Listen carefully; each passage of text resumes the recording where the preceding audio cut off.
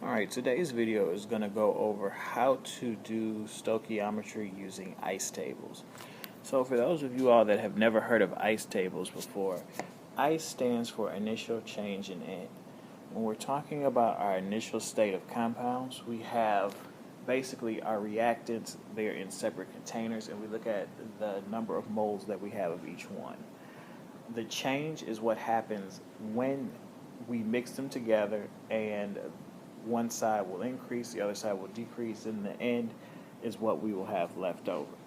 So when we make ICE tables, there are only certain things that can go in ICE tables, specifically moles, molarity, pressure, representative particles such as ions or number of atoms or things like that. Today, this one will specifically go over just moles, and I'm pretty sure there are other videos out there that go over molarity, pressure, and things like that. So let's go ahead and jump right into it. So initially, we have 50 grams of aluminum. They want to know how much cadmium to chloride we would need to completely react, and what are the theoretical amounts of aluminum chloride that will be produced. So what we're going to do first is we're going to calculate the molecular weights of each one of our compounds. So let's do that really quick.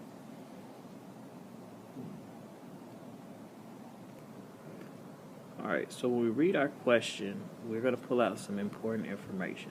First, we see that it tells us that we have 50 grams of aluminum. So that's where we want to start. And the first thing that you want to do is convert that grams to moles. So let's do that now. Alright, and once we do our conversion, we're left with 1.9 moles of aluminum. So now the thing is, what do we do after this? So we're going to have our ICE table created. So at the very top, we're going to put our balanced chemical equation, which is 2 aluminums and 3 cadmium chlorides will produce 2 aluminum chlorides and 3 cadmiums. So to fill this ICE table out, first we're going to start with the information that we can easily find. And that's going to be what we initially have for our products and what we end with our reactants. So let's start with the products. Over here in the I section, we're going to initially have 0 moles of aluminum chloride, and we're going to have 0 moles of cadmium. And the reason for this is because we have not mixed aluminum and cadmium chloride together yet. So since we have not mixed them together yet, there's no way that we can have any product. And at the end, we're assuming that this reaction is going to completion, so we're going to end up with no aluminum left over, and we should have no cadmium chloride left over either.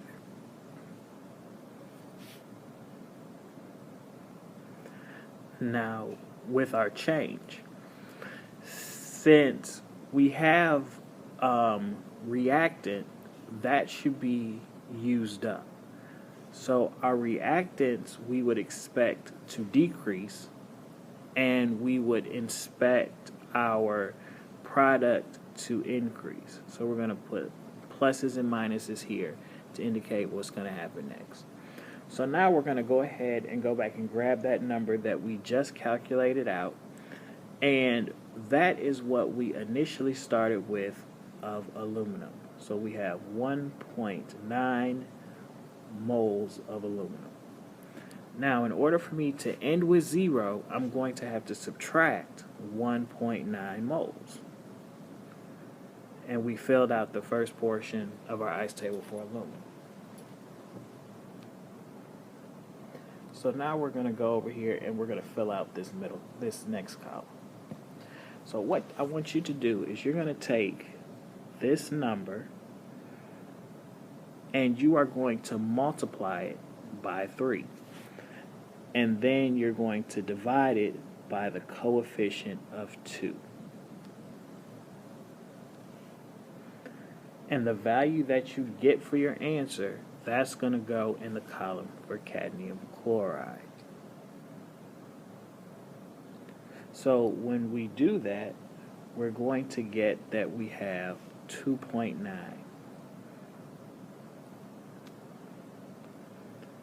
And the same process that we did before to get 0, we're going to do it here.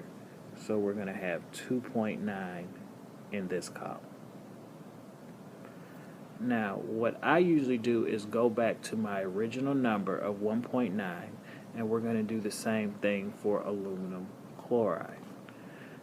So we're going to take the 1.9 that we have, we're going to multiply it by 2, and then we're going to divide by 2 again. Now, what you will notice is that 2 divided by 2 should be equal to 1.9. So the aluminum and the aluminum chloride are in a 1-to-1 ratio with each other. So you should expect to get 1.9 moles for the amount of aluminum chloride that you're going to produce. And you're going to do the same thing that you did before. So 0 plus 1.9 should cause me to end with 1.9 moles. Right, now we're going to go on to the next one. So at this point right here, this is your opportunity to check and make sure that that first number that you got was right. So I'm going to, again, multiply it by 3, and I'm going to divide by 2. So you always make sure that you divide by the number that you started with, or the coefficient of the number where you start. So for instance, if I started at cadmium chloride, then I would have divided by 3. But since I did not start there, I'm not going to do that. So again, you should expect to get 2.9 for your value. Right, and at this point we filled out the ICE table. So we still haven't finished the problem, because at this point we now need to calculate the molar masses of everything that we have in our table. So all you're going to do is take the moles of each thing that you have, and you're going to multiply it by its molecular weight. So you already know aluminum was 50 because that's what you started with. To calculate out cadmium chloride, you're just going to take the 2.9 and you're going to multiply it by its molecular weight of 183 grams. Same process for aluminum chloride and cadmium chloride as well. So that was a quick way for us to go ahead and calculate out the amounts of everything pretty quickly and efficiently. So let's go ahead and try another problem. We're going to use the same balanced chemical equation for this next one. And if you want to try this one on your own, you can pause it. If not, I have another practice problem that will work at the very end for you to do. So in this case, we have 150 grams of cadmium. Theoretically, how much aluminum chloride would be produced and how much reactant was used. So again, the assumption that we're making is that this reaction is going to go to completion. In real life, that is not the case. Most of the time, you'll get some of your reactants that still are in the container. But let's go ahead and calculate out the number of moles of cadmium that we are going to start with. So after we do our calculation, we get that we have 1.34 moles of cadmium produced in this reaction. So now we're going to go in to our ICE table and first start by filling out the things that we know. So let's start by filling in our zeros.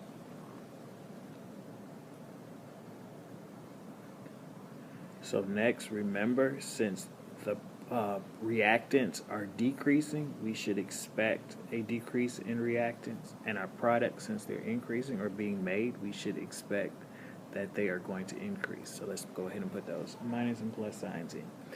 Now we'll go ahead and pull that number that we just calculated.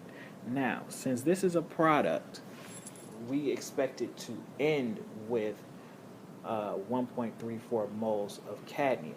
So that's going to have to go down here in our end column. So the 1.34 moles goes there in the end column because that's what we made. It can't go at the beginning because we did not initially have that. So our change that we should expect will be 1.34 moles in order to get us to 1.34 moles at the very end. So let's use a little bit of logic. Let's go ahead and calculate out cadmium chloride really quickly. We see that we have a 3:3 ratio, which is also the same as a 1:1 ratio of cadmium chloride to cadmium. So we're going to go ahead and fill that chart, and we don't even have to use a calculator for that.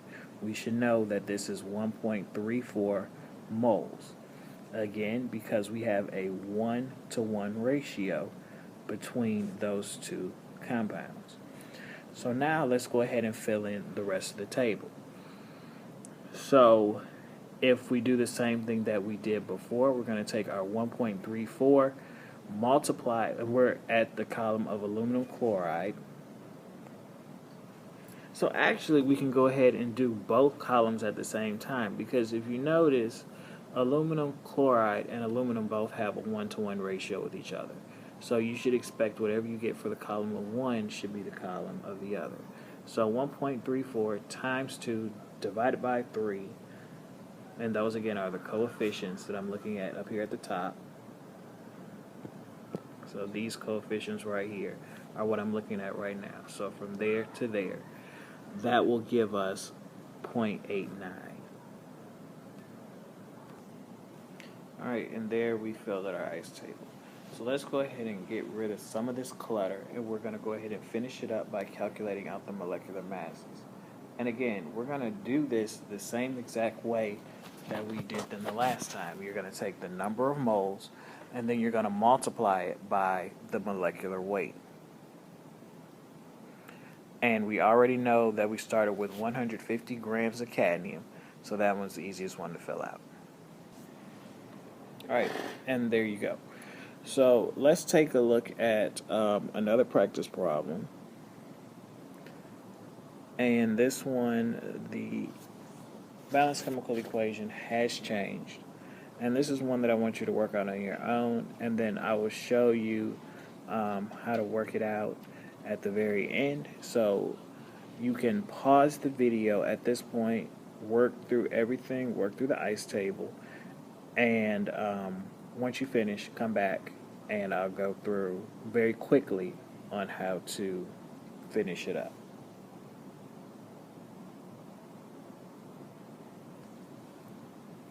Alright, so we started off by calculating out the molecular masses of everything, just to make calculations at the end make it quick. I see that in my problem that I'm given 7 grams of a sample of iron. So that's of the pure iron, which is this guy right here. And I'm going to take that and I'm going to calculate out the number of moles of that I have, which is 0.125. So then I'm going to come over here to my ICE table. I started off by plugging in my zeros first because I know those immediately. I know that my reactants will decrease, my products will increase. So I started with my 0.125 to get the column of iron 3 chloride, which is the second column. Just take that value, multiply it by 2, since your coefficient of iron is 1. If you want to plug it in, you can. You don't necessarily have to, because it's just going to be the same thing, which gives us 0.25. And then you're going to do the same thing for iron 2 chloride, so oxidation reduction happening here, which will give you 0.375 moles. After you have calculated all that stuff out, you're going to take your mass, or your number of moles of iron 3 chloride, multiplied by its molecular weight, which will give you 40.3, and then do the same thing for iron 2 chloride, which will give you 47.3 grams. And there you have it. If you have any questions, you can leave them in the comments.